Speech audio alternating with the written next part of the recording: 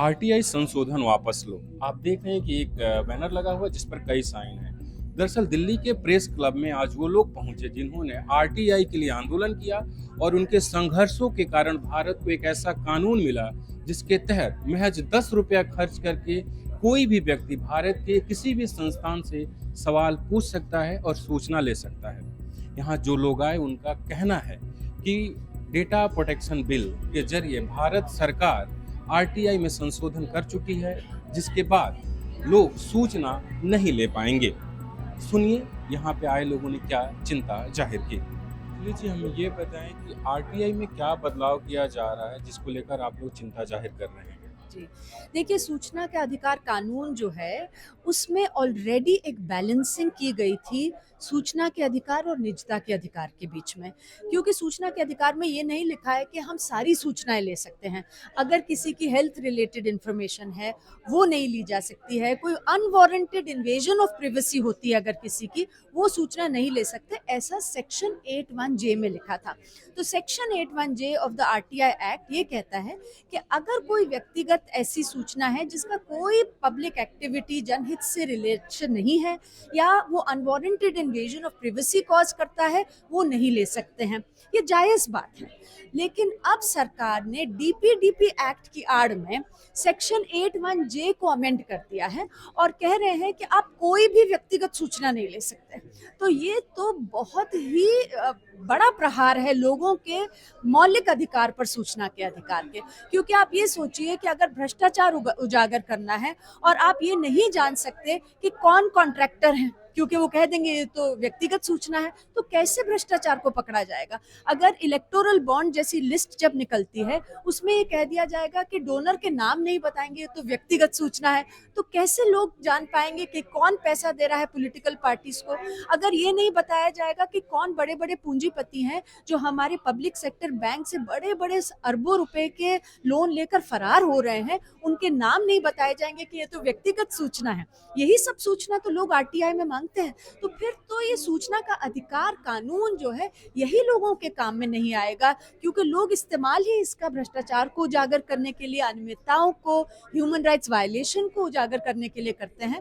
तो ये एक बहुत बड़ा ब्लो है। तो ये समझना चाहिए कानून आ चुका है, हमारा आरटीआई कानून अमेंड हो चुका है। अच्छा, ये तो हो गया है, केवल प्रभावी होगा जिस दिन रूल्स नोटिफाई होंगे, और रूल्स थोड़े ही दिनों में नोटिफाई होंगे। इसके लिए रूल्स भी नहीं चाहिए क्योंकि इसने तो कानून को संशोधित कर दिया। अब इसके बाद लिख दिया कि आप किसी की पर्सनल इंफॉर्मेशन नहीं मांग सकते, मांग ही नहीं सकते। तो आप मांगोगे तो आपको क्या मिलेगा? सड़क तो बनी, बिल्कुल सरकार का प्रोपेगेंडा है। किसने बनाया? नहीं मिलेगा। कौन ठेकेदार था? नहीं मिलेगा। किसके खिलाफ इंक्वायरी हुई? नहीं मिलेगा। किसने इस टुकड़े को नहीं बनाया? नहीं मिलेगा। उस पर की कोई जांच हुई? नहीं मिलेगा। किस जूनियर इंजीनियर ने उसका पेमेंट कराया? नहीं मिलेगा। मतलब मैं एक सड़क के बहाने सारी चीजों का बता रहा हूँ। तो बड़ा से बड़ा लेके नॉन परफॉर्मिंग एसेट्स, हमारे पैसे किस कंपनी के पास जाके डूबत खाते में जा रहे हैं, उनको लोन माफी हो रहा है, जबकि छोटे व्यक्ति को नहीं हो रहा है। वहां से लेके पब्लिक रिसोर्सेज का हर सवाल, मेरे गांव में पोल्यूशन कैसे आ रहा है, कौन करवा रहा है, मेरे शहर में पार्कों का क्या हो रहा है, जमीन का क्या हो रहा है, बिल्डिंगों का क्या हो रहा है, हवा, पानी, बिजली, 2G, 3G, ये सारे के सारे। तो पूछते हम क्या? मेरे अधिकार के लिए पूछता हूँ कि मेरा पेंशन क्यों रुक गया, मेरा पासपोर्ट क्यों रुक गया, मेरे इनकम टैक्स रिफंड क्यों नहीं अभी तक आया। मैं ये नहीं पूछ पाऊंगा कि क्यों, तो पूछ लूंगा लेकिन कहाँ है नहीं पूछ पाऊंगा, किसके पास है ये नहीं पूछ पाऊंगा, किसने कमी की क्या नहीं पूछ पाऊंगा। जब मैंने शिकायत की उसकी जांच रिपोर्ट का क्या हुआ, नाम नहीं ले सकता हूँ, एड्रेस नहीं ले सकता हूँ। फोटो हमारे नॉर्मल इंटरेक्शंस में, आप अभी फोटो ले रहे हो, पीछे मेरे कोई खड़े हैं और आपने वो चला दिया, उसका आइडेंटिफाई हो गया क्योंकि फोटो से आइडेंटिफाई हो जाएगा। आपने उससे पूछा नहीं, वो जा सकता है आपके खिलाफ। इतना व्यापक है। इस तरीके से तो हम कोई सूचना ही नहीं ले पाएंगे। बिल्कुल नहीं ले पाएंगे। तो इसलिए आप आरटीआई एक्टिविस्ट की बात मत कीजिएगा, पत्रकारों की बात कीजिएगा। हमसे ज्यादा हमारी रोजी रोटी नहीं है, हम कर रहे हैं, देश के लिए कर रहे हैं, एक दूसरे के लिए कर रहे हैं। हमने लड़ाई लड़ी, लेकिन आप पत्रकार के रूप में कैसे कर पाओगे? पत्रकार के लिए कोई एग्जेम्पशन नहीं रखा, दूसरे देशों में पत्रकारों के लिए एग्जेम्पशन रखा, क्योंकि आप देश के लिए काम करते हैं। हमें ये समझना है कि ये डेटा प्रोटेक्शन बिल के जरिए जो आरटीआई में बदलाव किया जा रहा है, आगे चल के एक जर्नलिस्ट या कोई भी इंडिविजुअल अगर कोई सूचना लेता है तो वो कानूनी कार्रवाई में कैसे फंस सकता है? वो ये कह रहे हैं कि किसी भी जो भी जर्नलिस्ट जो है कोई ऑटोमेटेड या सेमी ऑटोमेटेड मेथड यूज़ करता है इंफॉर्मेशन प्रोसेस करने के लिए, वो डेटा फिड्यूशरी हो जाता है, डेटा प्रोसेसर हो जाता है। और अगर उसने किसी की पर्सनल इंफॉर्मेशन उजागर कर दी उसके बगैर कंसेंट लिए, चाहे भ्रष्टाचार की भी हो, तो वो ऑफेंस हो जाएगा इस एक्ट में। तो इसलिए इसमें बहुत बड़ा खतरा है कि सरकार इसका मिसयूज करेगी उन जर्नलिस्ट के खिलाफ जो कि भ्रष्टाचार उजागर कर रहे हैं, क्योंकि भ्रष्टाचार उजागर करने में किसी ना किसी का नाम तो होता ही है। इसमें सरकार का क्या पक्ष है 81J को रिप्लेस करने का? वो सरकार क्या सोच रही है? देखिए, जो हमें समझ में आ रहा है, आज ये स्थिति है जहां सरकार चाहती नहीं कि वो जवाबदेह बने, और सरकार ये सोच रही है कि हम अगर सूचना ना दें तो बेहतर, और यही नज़र आ रहा है, क्योंकि 81J को संशोधित करने का कोई मतलब ही नहीं था। आप डेटा प्रोटेक्शन कानून ला रहे हैं, उसमें ना तो प्रिवेसी का राइट प्रोटेक्ट हो रहा है और आप आरटीआई को भी खत्म कर रहे हैं। तो यही एक समझ आ रहा है कि सरकार चाहती नहीं जवाबदेह होना, और सरकार सोच रही है कि ऐसी तमाम सूचनाएं जिससे कि सरकार को परेशानी हो सकती है, सरकार के साथ जो काम करने वाले लोग हैं उनको परेशानी हो सकती है, उसे बाहर रख दिया जाए। तो ये इसका ही विरोध में ये कैंपेन शुरू हुआ है कि हम नहीं चाहते कि सूचना के अधिकार कानून में किसी भी प्रकार का संशोधन और छेड़छाड़ हो। तो अब आगे इस संघर्ष को आप कैसे देखते हैं? क्योंकि इसको एक मूवमेंट में तब्दील करना पड़ेगा, क्योंकि आरटी एक मूवमेंट से ही आया हमारे देश में।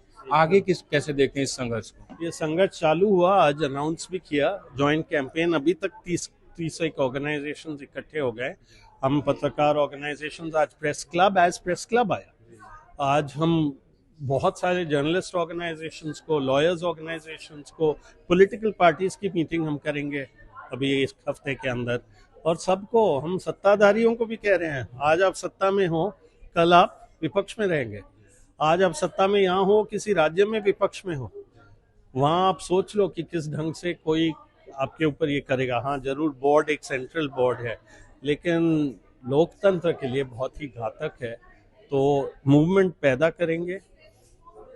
हम उम्मीद आप सब लोगों के साथ करते हैं कि आप इसमें, ये आप रिपोर्टिंग वाली बात नहीं है, ये आपके खुद की रोजी रोटी का सवाल है पत्रकारों का। तो हम आह्वान करते हैं आपको भी, आप और हम कंधे से कंधे मिला के इस लोकतंत्र को बचाएं। तो निखिल का कहना है कि अगर ये लागू हो जाता है और अगर ऐसा शुरू हो जाता है तो ये आरटीआई कानून को लेकर आखिरी किल होगा। और ये सिर्फ आरटीआई कार्यकर्ताओं पे इसका असर नहीं पड़ेगा। पत्रकार जो सबसे ज्यादा सूचना का अधिकार का इस्तेमाल करते हैं सूचना निकालने के लिए, उन पर भी इसका असर होगा, और तमाम लोग जो सूचना चाहते हैं उन पर असर होगा। इन्होंने कहा कि हम इस संघर्ष को आगे बढ़ाएंगे, और क्योंकि आरटीआई भी संघर्ष के जरिए आया है, हम संघर्ष को आगे बढ़ाएंगे और चाहेंगे कि ऐसा न हो। दिल्ली से न्यूज लॉन्ड्री के लिए बसंत कुमार की रिपोर्ट। आज सोशल मीडिया से लेकर आपके चलते फिरते जीवन में भी पत्रकारिता के बुरे दौर की चर्चा होती है, क्योंकि जिन लोगों पर सूचना देने की जिम्मेदारी है वो आपके लिए नहीं बल्कि कॉरपोरेट और सरकारों को फायदा पहुंचाने में लग गए हैं। विज्ञापन मॉडल को खारिज कर आप इस बीमारी को दूर कर सकते हैं और अपने नारे को बुलंद कीजिए। मेरे खर्च पर आज़ाद है खबरें।